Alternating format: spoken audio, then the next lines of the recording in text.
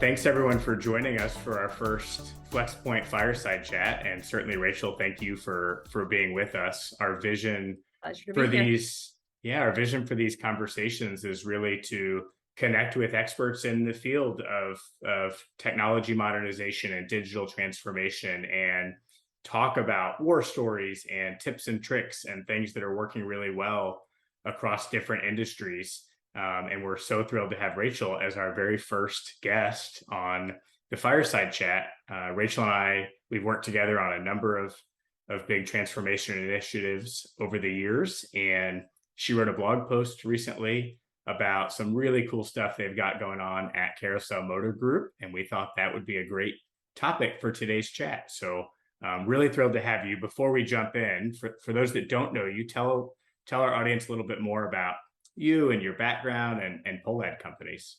Sure. Well, thank you. And I am very excited to be here. Excited, as always, to collaborate with you, Michael.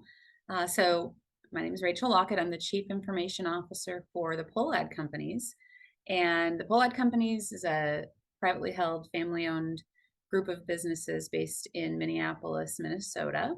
Most people around here know the POLAD family for owning the Minnesota Twins, but we also have Carousel Motor Group, a group of primarily luxury auto dealerships, and a few other businesses. So we've got a few businesses in the commercial real estate field. Par Systems is a custom engineering and robotics automation company, and then a bunch of other smaller entities and business interests. I like to mention River Road Entertainment. They're the movie production company that produced 12 Years a Slave, Brokeback Mountain, and new movie coming out called Dreamin' Wild. So my job's a lot of fun. I get to provide strategic IT leadership for this diverse group of companies, something different every day. And it's an organization that's really focused on technology innovation and providing some really cool solutions to the various industries that we work in. Yeah, awesome. And Rachel, you're too humble to say this, but you're also like CIO of the year. I feel like every year in the Minnesota area and across the country, and just doing some really cool stuff at POLAD and with the different operating companies. And we got to work together on some of the commercial real estate stuff and engineering, manufacturing work. And we haven't directly worked together on Carousel Motor Group, but I just think some of the work they've done is so cool. I'm really excited to talk more about that and hear more about that today. Yeah, no, I was excited to see the reaction to that article that I wrote on LinkedIn, and yeah, it's been fun talking with you about it, and just kind of like we say, looking under the hood at what they did right, the best practices that they followed to make this a successful digital transformation. You mentioned Yeah. war stories, and I think there's so many war stories out there, so many what went wrong, which are very instructive, but it's so nice to see when something goes right. Yeah, I agree. And I mean, we've talked about this.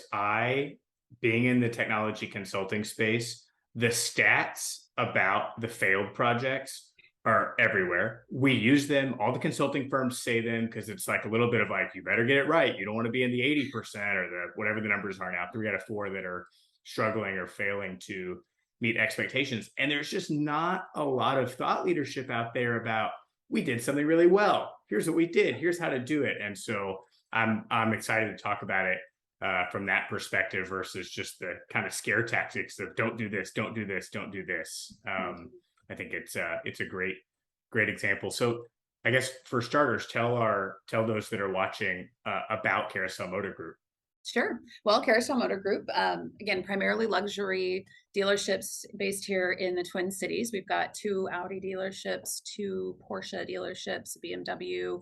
And the new store that we opened is a Ferrari dealership, the first and only in Minnesota. And then we also have some mainstream as well. So a Chevrolet, Chrysler, Jeep, Dodge, Ram dealership. So we're serving both ends of the spectrum there. And this new service offering, this new initiative, Carousel Online, is offering it's a new way of thinking about a new way of delivering used cars through a completely digital process, completely online. So and it's really first of its kind in terms of the level of service that's provided. They really wanted to look at the experience that customers have in our luxury dealerships and offer that same premium experience to online customers. Yeah, what is interesting, you triggered a thought as you were explaining the kind of all digital experience. Is It's been interesting for me over the last year and a half building a new business and all the different things you have to go through with the banks and the insurance companies and all the different entities. And I was complaining to my wife a few months ago that one of the banks required me to fill out everything on paper, mail it in. Then they had someone, I guess, doing manual data input, and eventually it showed up in the online portal. But it just, I'm very digitally wired. In 2022, it was like, why do I have to do this Ah, kind of in an old school way? And car buying is something that is absolutely old school. We were talking about, our first experiences buying cars, and let me go back and talk to the sales manager. Let me talk to the boss and see what number I can get. well, And it you was use really this, yeah, yeah, so my son, he's 19 and he's, going to college and we wanted to get him a car to take to college, our car that he gets to drive. yep. We were careful not to say his car. Parents out there I'm understand that. sure to him it's his car though. Right. Well, when I'm not around. But I remember when I was 19 buying my first used car and the experience he's had, and just recently was so vastly different. I remember, the family all said, "Okay, we'll take your grandpa along because he's the best negotiator and he'll make sure that they don't take advantage of you." And then sitting there, next to grandpa and we're Yeah. looking at, we're talking about this car, and then the guy says, "All right, I got to go back in the back and talk to my manager," and he's gone for like 20 minutes. And we're sitting there, sweating, and it's Hmm. just uncomfortable and miserable, and some lame music playing in the background. And he comes back with a number written on a piece of paper. I mean, it was Oh, for ridiculous. sure. And my son, he has this experience where, basically we pull up the website on my phone. I can very easily text over the two or three cars that I'm looking at that I think, might be good options. He looks at them on his phone, gives me some feedback again over text messages. He's off somewhere else. We're not sitting in the same room together. We decide on the one that we think is the best. I start going through the process. We were processing a trade in even. So, we Yeah. take photos of the trade in and submit them, finalize the whole thing. Next thing you know, his new car pulls up in the driveway and the people It actually delivering. showed up. Oh yeah, they deliver it right to the Oh driveway. my gosh. The people delivering it, they know, like, they understand what, the Yeah, experience that they're delivering here. So they're like, "Okay, you get in the front seat. We're gonna take a couple pictures of you." I mean, he's just being treated like this, totally. royalty rock star. It is such a different experience from what we recall. It is crazy. And I think we've seen this across some other industries. The one that comes to mind is Zillow in the real estate industry, right? That just, Zillow or Redfin or whichever one you want to look at. I mean, I do this. I just sit and scroll on my phone. We're not looking for a house. I just look casually, Yeah. and that is such a um, what's the buzz term, frictionless, I think, experience to just do that versus to go talk to a realtor, go get in a car, drive to the houses, look. But the automotive industry is one that for a while has been behind on that, and I think Okay. it's, Carousel really has taken the lead and kind of leaped forward in delivering this. And what is interesting, and this will get into some of the stuff you wrote about, is the ultimate experience is very simple by design. It's Right. simple for the user, for the customer. It's You choose what you want and it shows up. I'm oversimplifying, but it's so easy.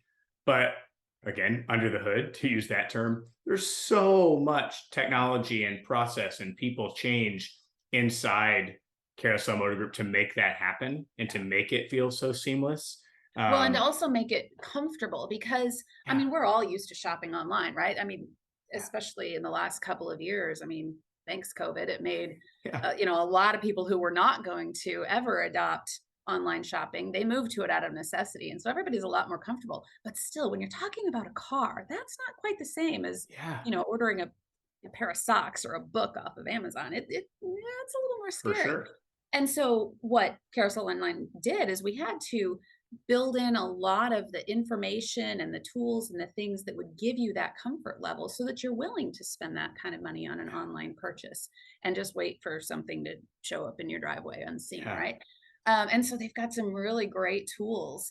The entire Carfax package and they do a virtual inspection and walk around with the mechanic who Hmm, did the reconditioning process, and they'll give you the list of all the parts that they used in the reconditioning. They'll do they've now added a virtual test drive. Um, cool.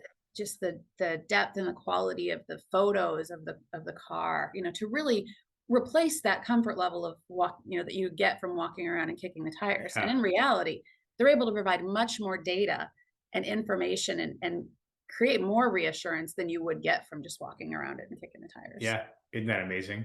Well, let's dive in because in Okay. the article you highlighted 7 or 8 key things that the team did really well that led to the success of Carousel Online. And the first one, which is something we've been talking about, is vision from the top. I think on these projects, when you have not only someone who has an idea but can articulate the vision to the team and get folks to rally around it, it makes all the difference. So where did the vision for this come from, and tell me more about that kind of origin Yeah, I story. mean, a lot of the credit goes to our leadership of Carousel Motor Group, who really had a great vision. Chase Hawkins leads that organization, highly experienced, and he is that visionary leader who really saw the opportunity in this space. And the team, in their initial analysis, they shopped the competition, and they realized that a lot of the people who are trying to to get into this space and selling used cars online, we're treating the customer like a transaction.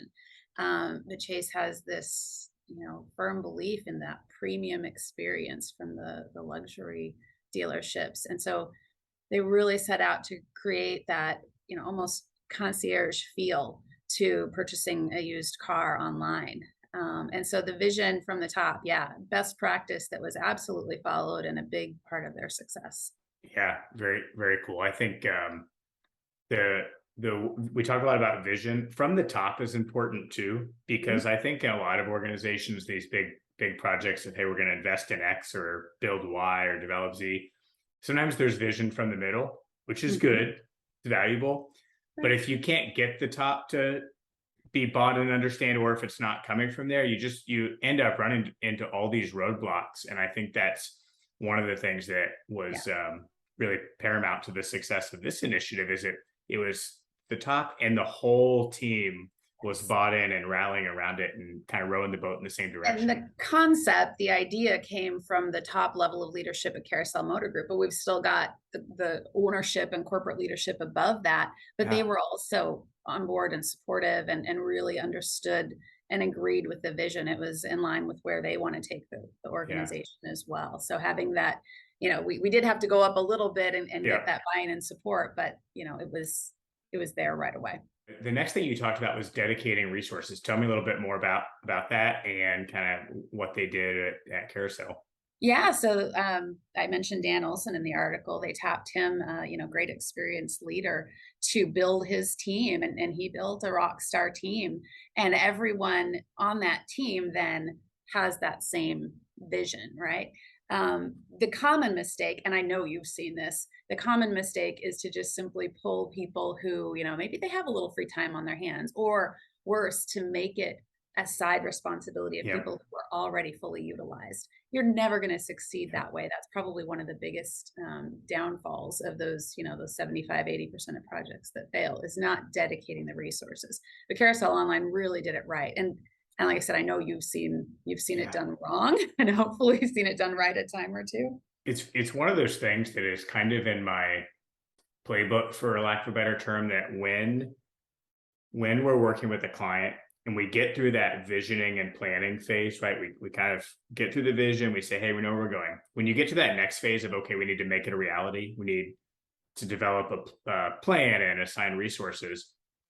I just have it. It's probably in the top 2 or 3 things on my list that I know I'm going to have to argue with, persuade, debate, whatever term you want, with some leaders, not all, but some leaders, about assigning their top talent to the initiative, Yeah. because it's human nature. It's what I would do in their shoes too, to say, no, Rachel is my key player here. I need her for running the business. My sales might dip. My operations might get,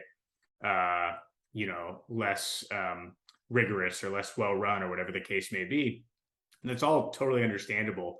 But if you say, well, Rachel will do it nights and weekends in her spare time, Yeah. or Michael's a B player, but he's got some free time, so we'll throw him at the project.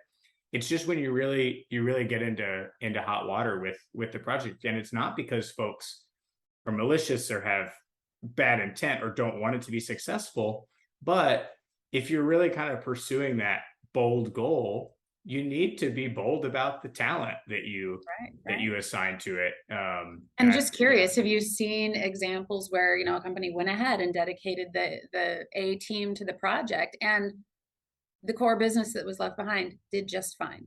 Maybe Absolutely. maybe even realized some things and was able to go above where they were before. I mean, I'm a huge sports fan, and college football in particular. And my I knew a beloved sports analogy was coming. I know my beloved Texas Longhorns almost beat Alabama this weekend.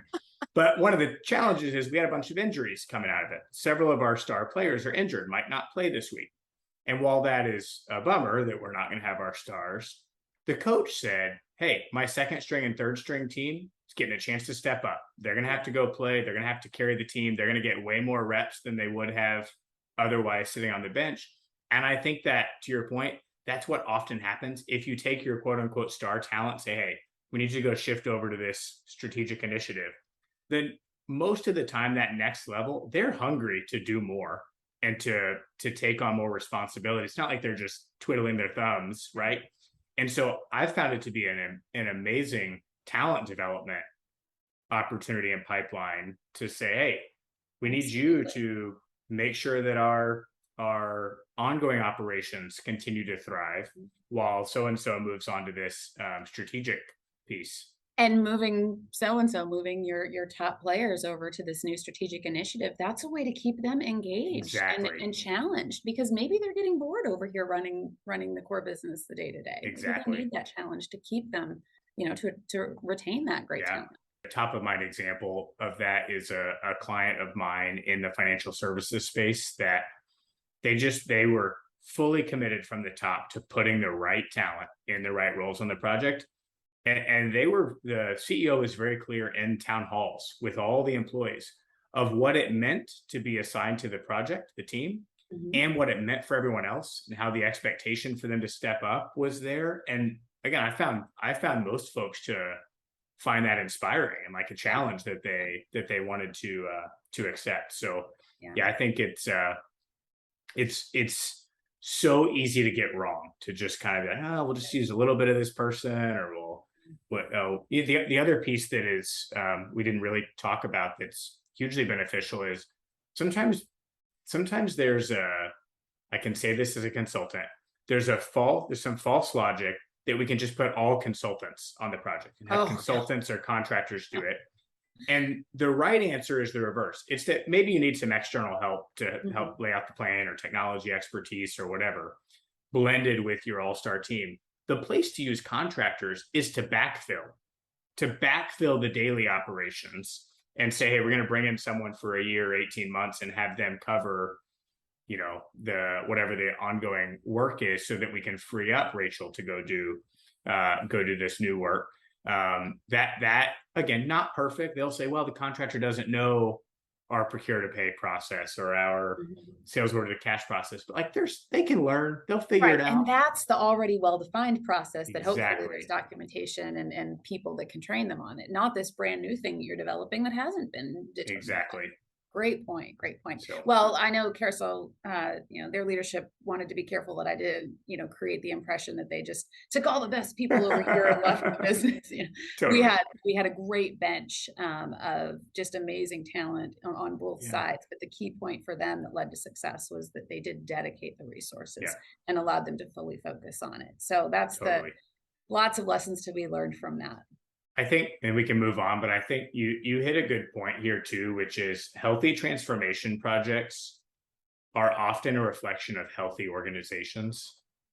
And so it's not like you can have an organization with the wrong talent, the wrong vision, the wrong approach, the wrong culture, and then magically do a tech project really well. Like they're very related. And I think you hit the nail on the head. Carousel is not a place that's got just B players roaming around and chilling and relaxing, right? It's like it's good vision, good people, good Mhm. approach, good focus on the customer. And I think that then showed itself in the Absolutely. Carousel Online initiative. Absolutely. That's a great point. You talked also about it being a data driven initiative. Could talk through that a bit, and then I'd love to share some stories on that as well. Yeah, so they really did their homework up front in analyzing the market and identified really what was the market opportunity.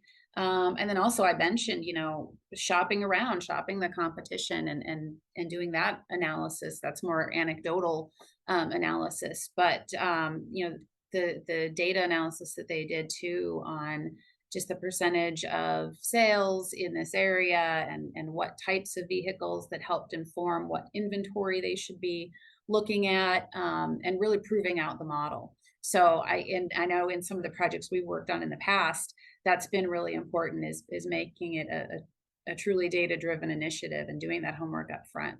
Totally. Yeah, I think our very first collaboration together was with one of the commercial real estate entities that's part of the Polad family, and we as we went through that, it was very important to the executive sponsor on that effort to not only say where are we going, looking inward, but also looking externally at the market and the competition and doing some benchmarking.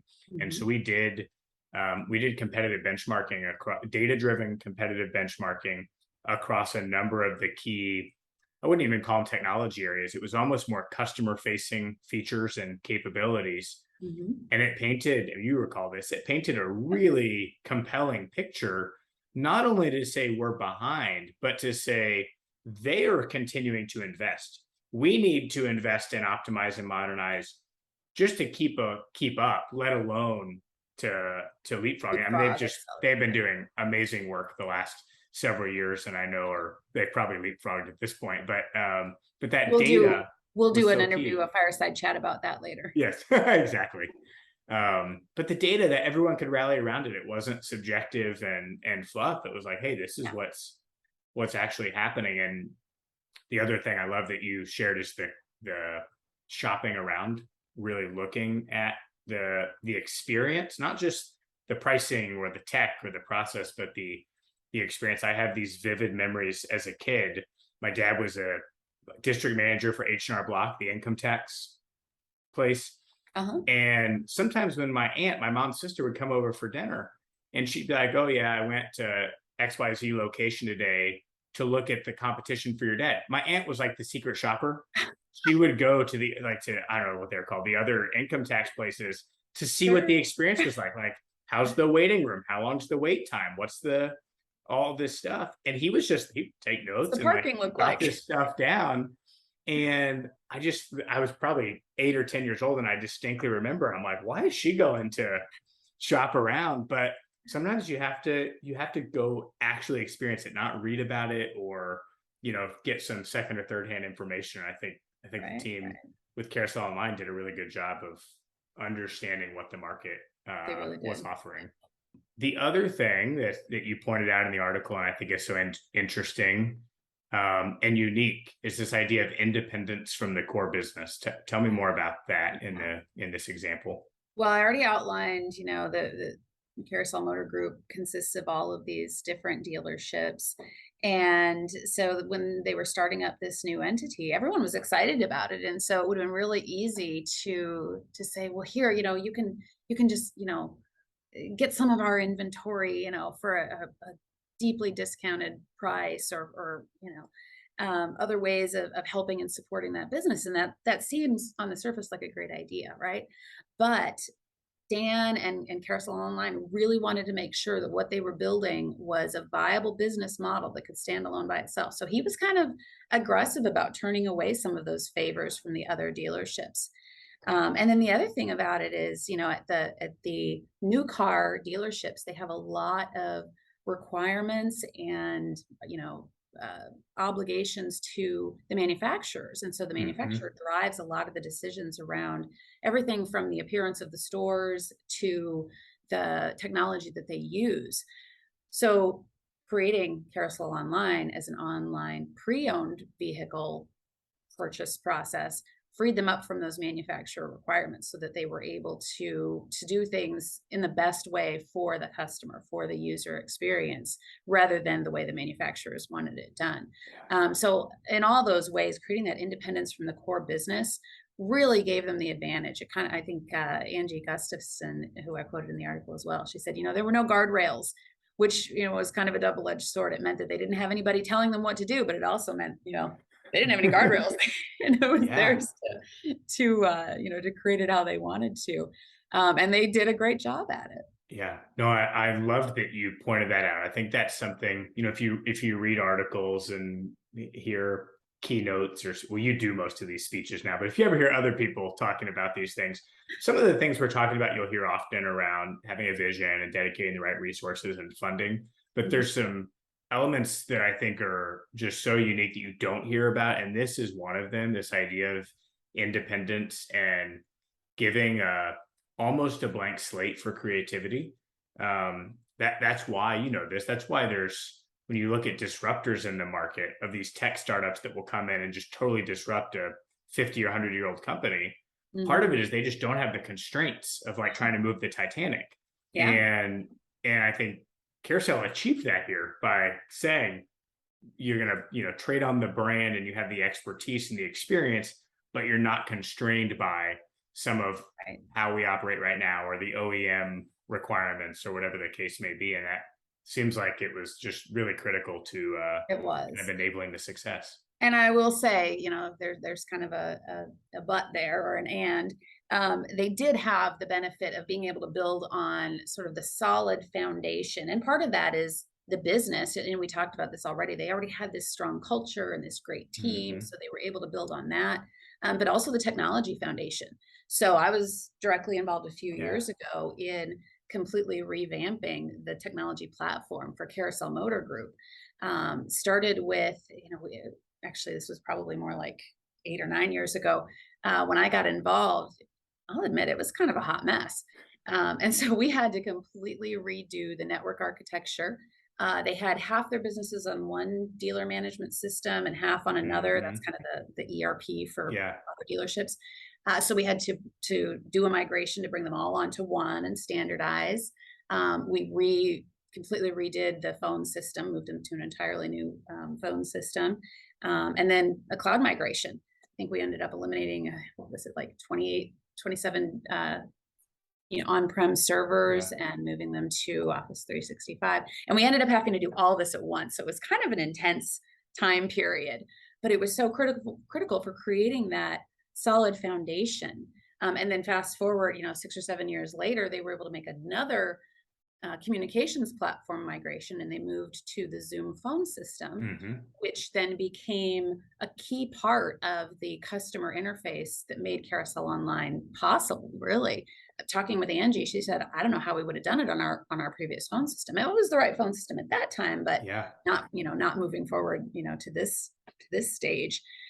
So that having that solid foundation was really critical to their success, and that was something that they could leverage because they're part of this broader organization. And it Hmm. wasn't, it wasn't like taking the favors and getting free inventory. It wasn't about the business model. It was about that technology infrastructure and foundation. Yeah. Well, I know you were so instrumental in a lot of that work to lay that foundation. And I think uh, what's so interesting about it is if you ask your son about his Carousel Online experience, he's not going to talk about getting to a unified DMS or the networking changes or the cloud.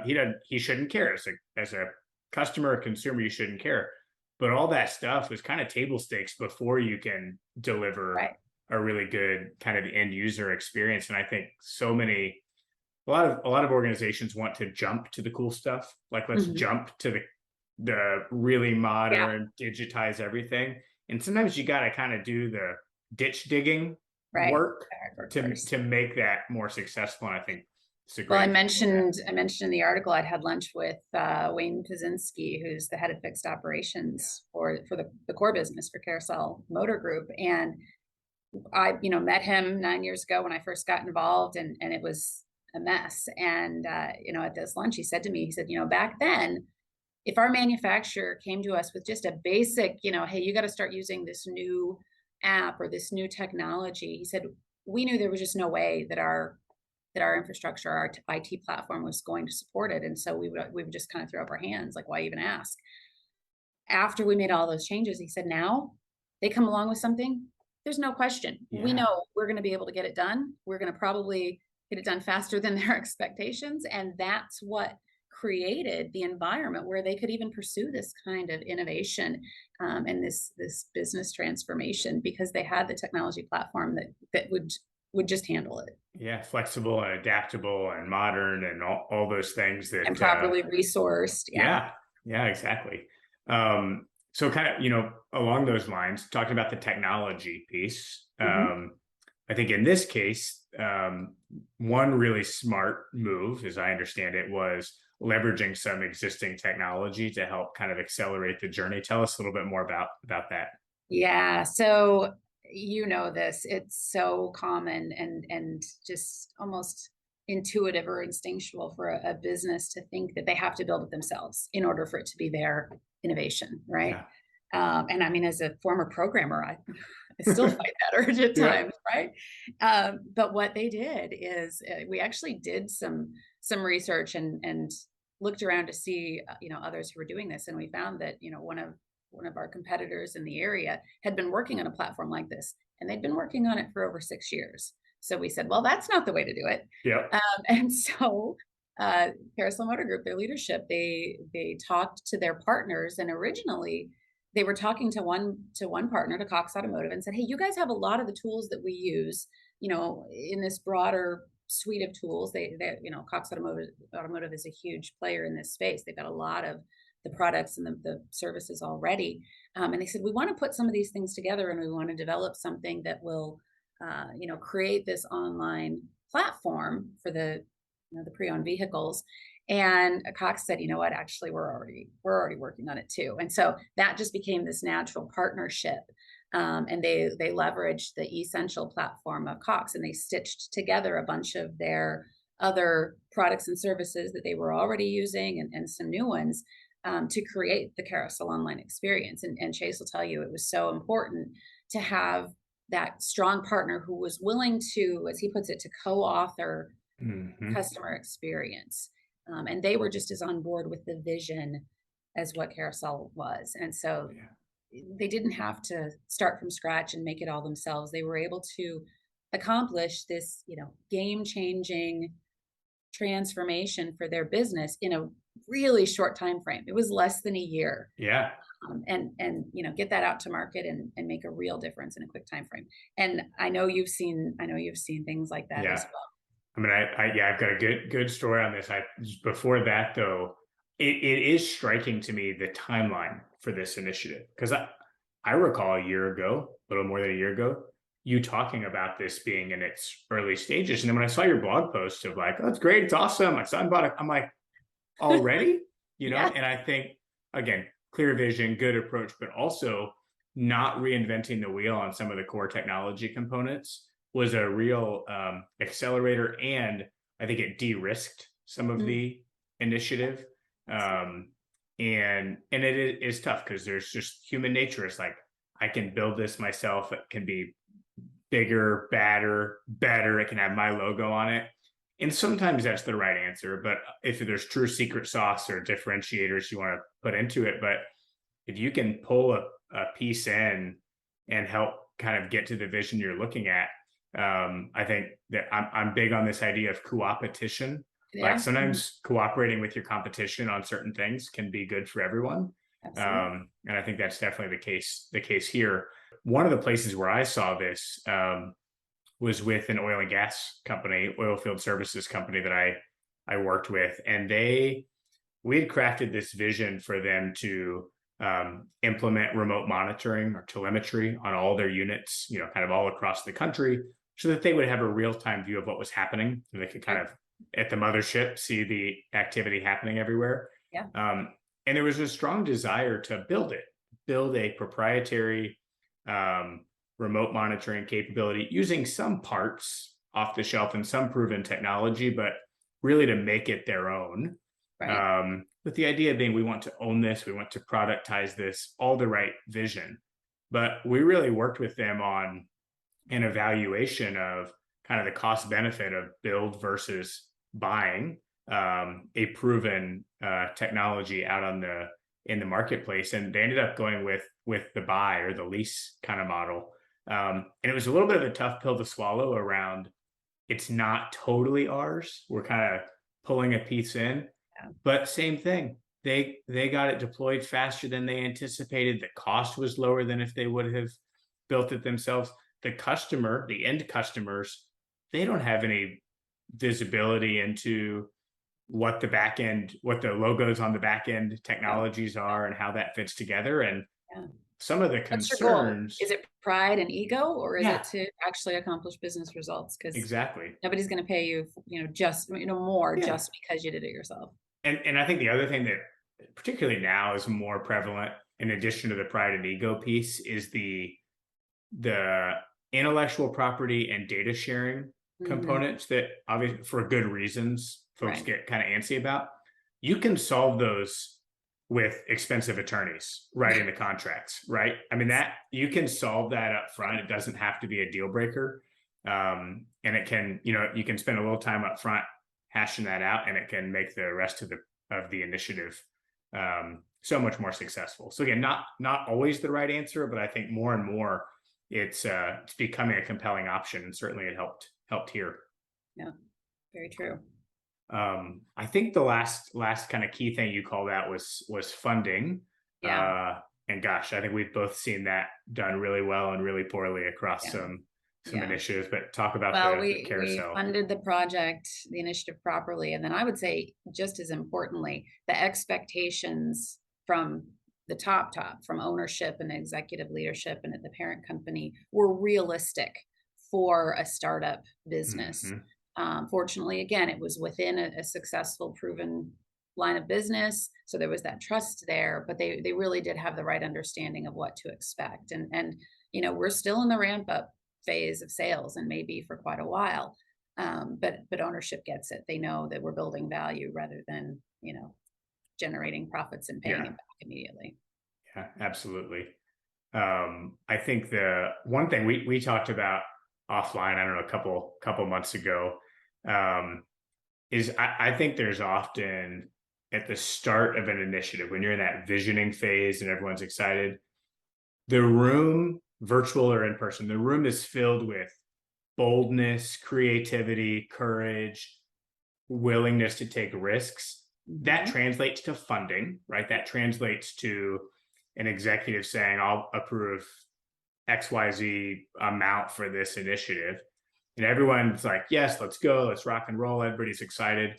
The minute the project starts, everybody goes into like preservation mode Yeah. and cost conservation mode. And I think some of it is driven by the stats about 80% of these projects failing, that everyone just gets so nervous about not wanting to be in the 80% that you lose some of that courage and bold decision making and And risk I think taking. it's also when the invoices start rolling in too, and people Exactly. realize, oh, now we got to start paying for all of this grand Yeah, ambition, and it gets a little scary, especially if you start to get other players involved. If you start getting totally. more of the financial side involved. Totally. And I think, I mean, again, we've both seen this where you will quote unquote fund it properly at the start.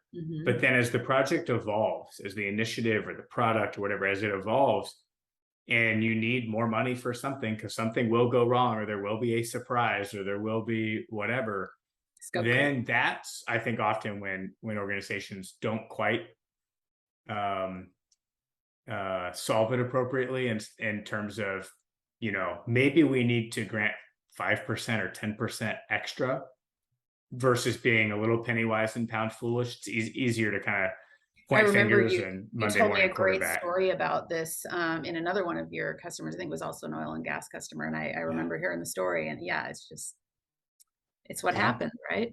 totally. And again, it's human nature. It's like I think I would do it's like when you manage I think you just remodeled a home. When you manage a home project or it's the same thing. There's going to be a cost overrun. The GC is going to come and say, well, the cost of lumber went up or the cost of my labor went up or the cost of whatever. And it's like, well, I only budgeted X. Now you're surprising me. I just Mhm. think it's how we're wired to go, well, what could you do with half of that additional money? Or what could you, and that's when, again, you got to manage the cost. But sometimes I think the organizations just shoot themselves in the foot a little bit as the funding decisions go on throughout the project. The other thing that I've had a lot of success with is agreeing on a contingency up front. I think Mhm. often organizations want to say it's going to cost X, and getting the organization to say plus or minus 10% or plus or minus 20%, having that contingency fund then for program leadership or project leadership to know, I really don't want to spend that, but there's something there and I need to pick my battles on what it's worth Mhm. to spend some of that. That can be another good way to manage that. Yeah, very good point. But yeah, this was, another one of those best practices where we did it right and the Yeah. results are showing that it was the right approach. Yeah. Well, what's next? Like what's next for Carousel Online? Yeah, so they have a great roadmap. So even during the development process, the team identified other ideas and vision, expanding on the vision and things that they could do, but they didn't let that get in the way of Yeah. launching on time and on budget. But they created that future vision, that future roadmap of the subsequent phases, and so they're adding new features. And they have something really cool. They call it Strategy Tuesday, where Okay. the leadership team of Carousel Online will get together and review the transactions that have taken place over the prior week and look, we'll kind of pick them apart and look at them Hmm. and say, how could we have done that better? Um, from their own experience, and then also certainly customer surveys are huge, getting the feedback from the customers. Thus far, they're so excited to report they've had nothing but 5-star reviews. Awesome. The customer feedback is really showing that they've made the right decisions, they're on the right track. But they're taking those suggestions and feedback and then their own observations and learning and creating the future roadmap and the vision for the product. That is so cool. Well, if you need me to come test drive a Ferrari, if it would help in your research at all, happy to do that next time I'm up in the Twin Cities. Yeah. And I guess Well, you don't have to be there, right? right, but for Carousel Online, yeah, it's not just a local or regional thing, you can hop on and, uh, pick out your car, place your order today, and I bet they can probably have it delivered to you down in Texas by the Yeah, weekend. So, perfect. it's a Excellent. national service offering. Well, man, I have really enjoyed talking through this. I loved reading the article, but it's even better to talk through some of the stories in real life or virtually at least. So thank you so much for taking the time and joining us for our first FlexPoint Fireside chat. And I'm really excited to see and hear what happens next with Carousel Online. Thank you, it was a pleasure, and I'm excited to see what happens next with FlexPoint, and following your growth and progression has been so much fun. Looking forward to the next opportunity when we work together, and looking forward to coming back on a future fireside chat as well. Awesome. Thank you, Rachel. Thanks, Michael. Take care.